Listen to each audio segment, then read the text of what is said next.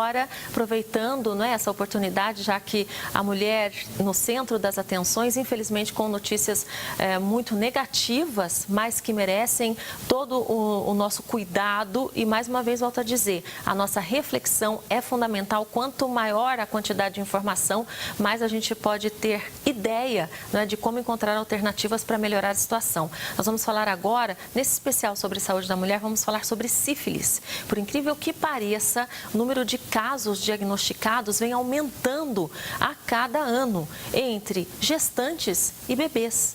É uma situação lamentável, não é? E que mostra um certo retrocesso no que diz respeito aos cuidados, à prevenção, ao sexo seguro, mesmo diante de tantas campanhas que são feitas. Mais uma vez, onde é que nós estamos errando? Por que que isso continua acontecendo? Vamos ver. O jornalismo da TV Sol continua a série de reportagens especiais sobre a saúde da mulher. Hoje, o especialista e ginecologista Dr. Féris Abrão fala sobre o aumento da sífilis no Brasil. Primeiro, saiba o que é a doença. Você tem da doença sexualmente transmissível, sífilis, né? Uma bactéria, Treponema pálido, né? Em que você pode pegar essa doença na relação sexual.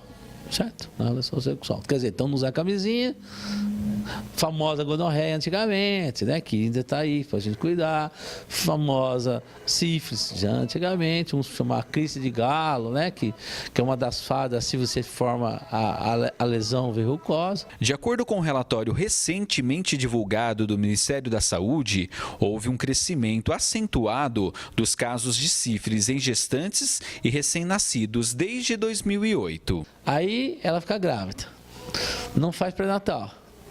Um dos exames mais precoces que a gente quer fazer, sífilis, exame de sangue, para confirmar se tem sífilis, VDRL, como a gente forma, ou FTBR, os exames para confirmar o exame de sangue no primeira gestação. Então não faz. Ou se ela está grávida, já ficou grávida. Então não vou usar camisinha, eu vou transar. Quem? O parceiro dela ou o parceiro outro, vai saber com quem que ela está tendo relação sexual. Pega a sífilis durante a gestação, fez o primeiro trimestre no começo da gestação o exame de sífilis, mas pegou sífilis durante a gestação e não fez o outro exame. Que a gente tem que fazer no começo da gestação e pelo menos no fim da gestação, primeiro trimestre, nós chamamos no terceiro trimestre. Então não faz. Moral da história, sífilis passa para o feto, quer dizer, pro feto, né?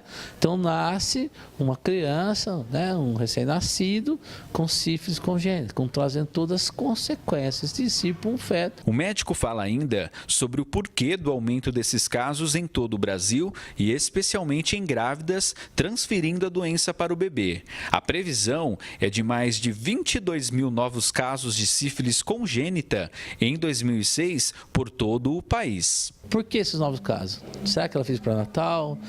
Perdeu o exame no começo, não pediu o exame no fim, não pediu o exame na hora de internou, gerando toda a consequência da sífilis congênita.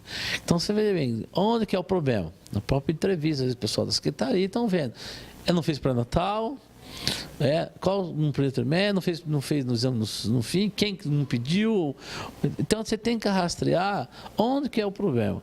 Onde que aconteceu? Em que momento ela deixou de fazer o exame de sangue? O que aconteceu? Isso nós não temos, tá?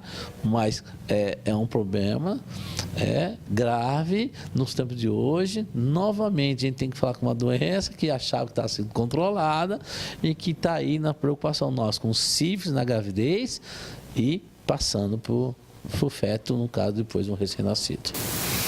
Mais um assunto que merece programa inteiro, né, que nós estamos até já formulando aqui para deixarmos um cotidiano debate. O difícil de fazer o cotidiano debate, até aproveitar a oportunidade, é que você raramente vai encontrar pessoas dispostas, né, pessoas com opiniões contrárias, porque senão não é um debate. Se for para todo mundo falar, né, sobre o mesmo ponto de vista, o mesmo aspecto, todos concordando, porque nós precisamos ouvir opiniões diversas, senão não é um debate. Então, essa é a maior dificuldade, por incrível que pareça, né? Às vezes as pessoas têm um certo receio de expor as suas opiniões. Mas, enfim, esse assunto daria também mais um bom programa, né, para que a gente pudesse, como disse aí o doutor, rastrear, tentar entender onde é que estão justamente essas falhas.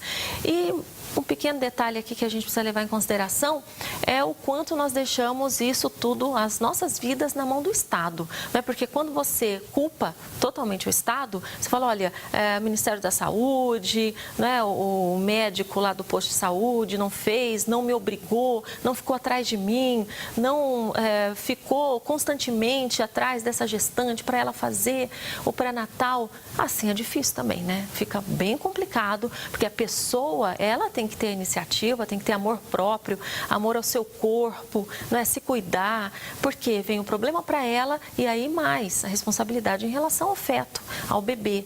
Então, ela no mínimo deveria pensar nisso. Eu acho que também é um outro ponto, né, para ser levado em consideração.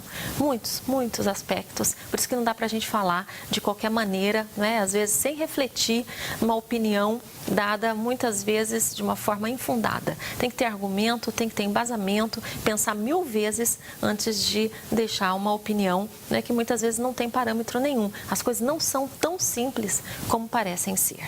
Isso também é um outro fato que a gente precisa conversar, né? Precisamos falar sobre isso.